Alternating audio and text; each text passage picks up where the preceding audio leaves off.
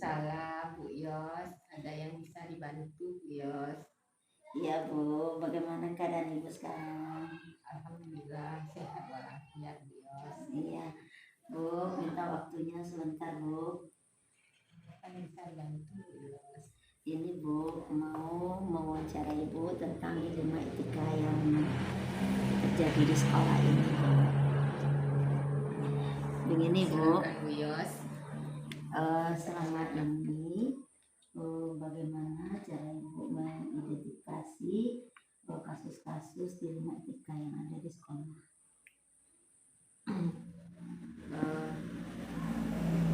Kita melakukan observasi atau pencatatan dari kejadian-kejadian yang ada di sekolah Bu Yos. Jadi Ibu punya catatan kasus atau hal-hal baik yang sudah dilakukan, maka itu kasus itu berhubungan dengan anak atau dengan guru sendiri.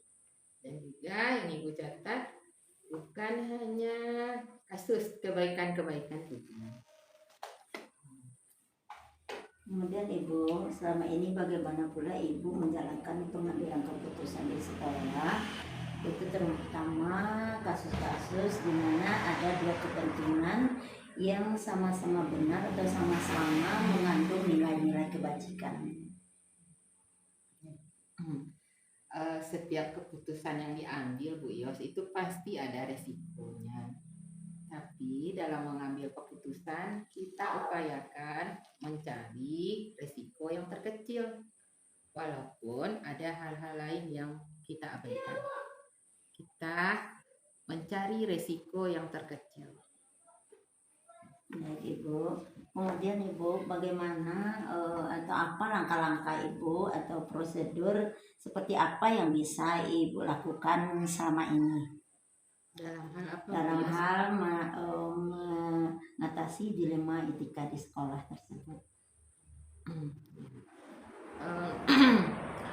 Dilema etika pada prinsipnya kita mengupayakan suasana kekeluargaan, kemudian ada pembinaan, kemudian kita memberi pengertian hubungan yang komunikatif dengan pihak-pihak yang terkait terhadap hal-hal yang menimbulkan dilema etika. Kalau misalnya menyangkut murid, kita melibatkan guru, murid itu sendiri, kemudian orang tua sebagai pemangku kepentingan. Kalau menyangkut guru, itu ada pembinaan secara pribadi atau secara berkelompok, dan juga ada pendampingan secara intensif bagi dilema-dilema etika yang betul-betul memang memerlukan pendampingan yang intensif kalau untuk guru sebagai orang dewasa. Baik Ibu. Kemudian hal-hal apa saja yang selama ini Ibu anggap efektif dalam mengambil keputusan dilema etika atau rujukan moral? Mungkin ada kaitannya dengan jawaban yang tadi Bu Yos. Sebijak apapun kita mengambil keputusan, ada orang lain yang tidak menyenanginya gitu. Tapi kita tetap mengupayakan nilai-nilai positifnya lebih banyak daripada dampak buruknya dari keputusan yang kita ambil. Itu mungkin prinsip Ibu sebagai yang dituakan selangkah di sekolah. Begitu ya Bu ya. Kemudian hal-hal apa saja yang selama ini yang merupakan tantangan dalam mengambil keputusan dalam kasus-kasus dilema etika di sekolah? Yang jadi tantangan ya. Menjadi tantangan. Mungkin konflik kepentingan Bu Yos. Nyatanya Bu Yos ya, dilema etika yang nyata kalau ini menyangkut guru misalnya Bu Yos.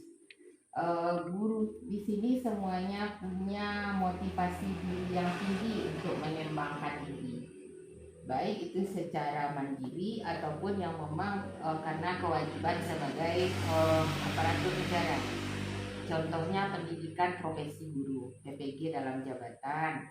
Nah, mau tidak mau, suka tidak suka, ibu harus mengizinkan karena ini menyangkut kepentingan dinas. Di lain hal, ini akan berdampak kepada pelaksanaan tugasnya. Secara psikologis, secara mental, ini akan mempengaruhi kinerja guru yang bersangkutan. Pasti perhatiannya, fokusnya akan terbagi karena banyak tugas-tugas dan beban belajar yang harus diikuti gitu. Nah, kemudian dari segi anak, tentu anak akan kurang mendapatkan pelayanan dari hari-hari sebelumnya. Ini kan merupakan dilema etika.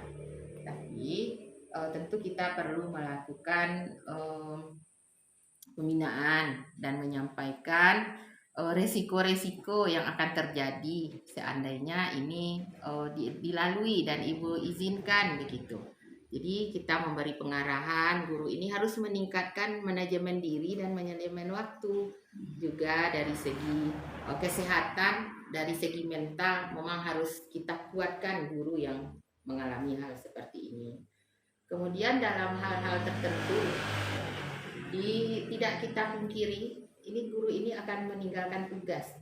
Ada hal-hal yang prinsip ingin meninggalkan tugas. Misalnya ada Zoom yang mendadak, atau ada kegiatan lokakarya.